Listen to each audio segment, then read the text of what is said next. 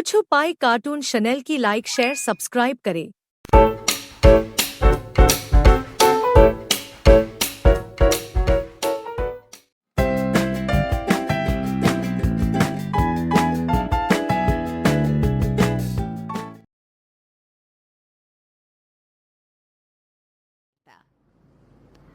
आप ससुर जी के साथ काम पर क्यों नहीं जाते?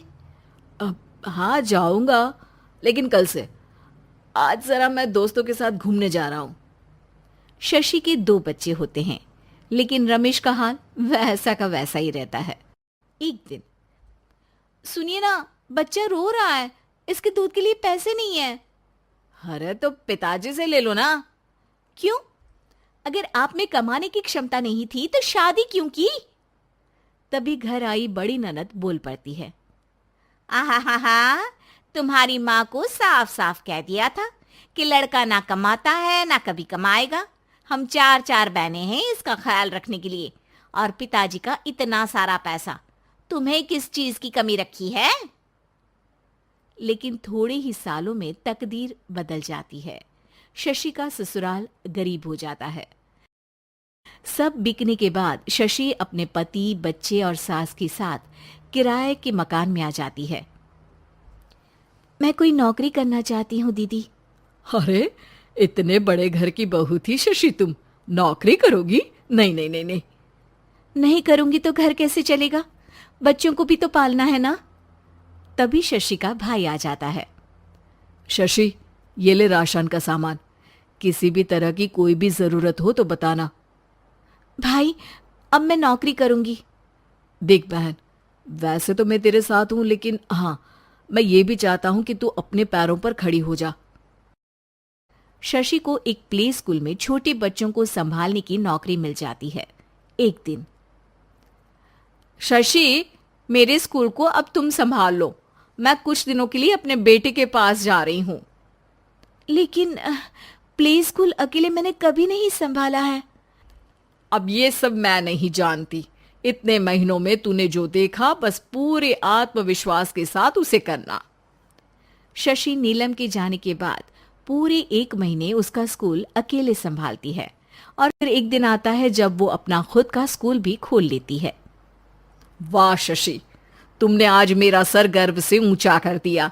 तुम्हारा यही आत्मविश्वास तुम्हें बहुत आगे ले जाएगा। नीलम, बहुत आगे जाने की चाह नहीं है।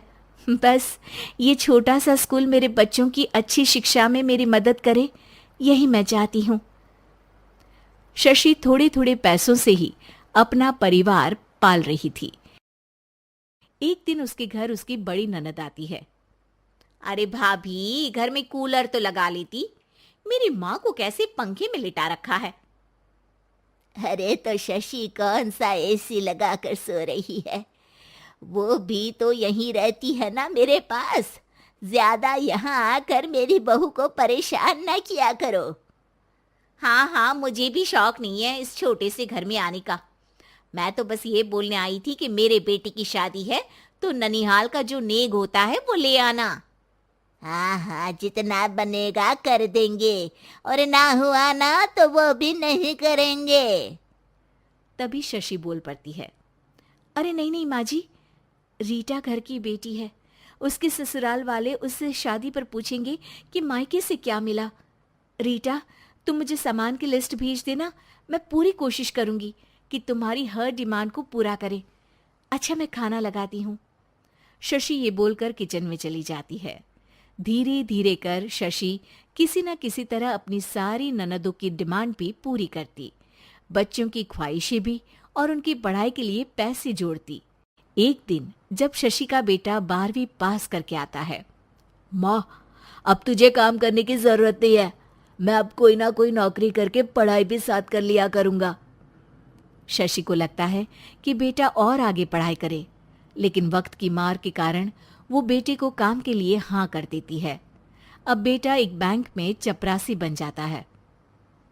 लड़का देखने में तो बड़ा अच्छा है, अंग्रेजी भी पटर पटर बोलता है, फिर चपरासी क्यों? लड़का सारी बात मैनेजर को बता देता है। अच्छा, तो मैं तुझे एक मौका देता हूँ। तू यहाँ रहकर दूसरे डिपार्टमेंट का भी काम सीख। अगर तू किसी एक का भी काम अच्छे से सीख गया तो मैं तुझे यहाँ टेबल चेयर में बैठने वाली नौकरी दे दूंगा। लेकिन एक दिन शशि की ननद उसे फोन करती है।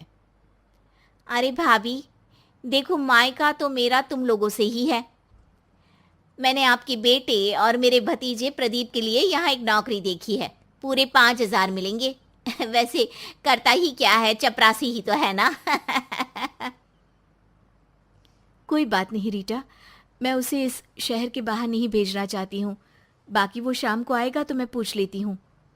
वहीं प्रदीप मैनेजर की बात से खुश हो जाता है और मैनेजर के काम पर ही नजर रखने लगता है।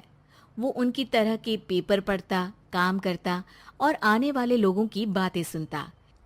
एक दिन बैंक में ऑडिट वाले आते हैं। ये गलत है, पूरी बैलेंस शीट नहीं मिल रही है, कहीं ना कहीं गड़बड़ है। ए मैनेजर, क्या करते हो? बैंक के पैसों का हिसाब सही नहीं है। मैनेजर के पसीने छूट जाते हैं। तभी प्रदीप वहां जाता है। अब क्या मैं ये बैलेंस शीट देख सकता हूँ? अरे बेटा मजाक नहीं, जाओ पानी लेकर आओ एक गिलास।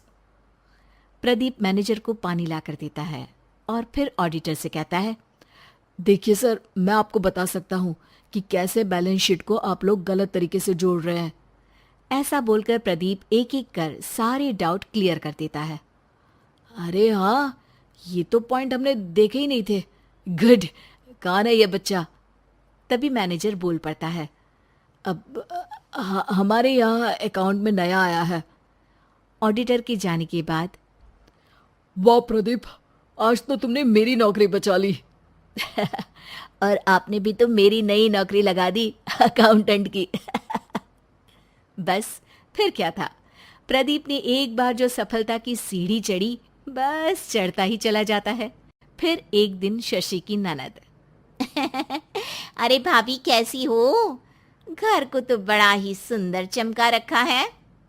अरे बेटी, कैसे आना हुआ? तू तो इस छोटे से घर में आना भी नहीं चाहती थी, कोई खास काम है क्या? अब हाँ, वो माँ, मेरा जो मजला बेटा है ना, वो अकाउंट से पढ़ाई कर रहा है, तो प्रदीप से बोलकर उसकी भी कहीं अच्छी नौकरी लगा दो ना।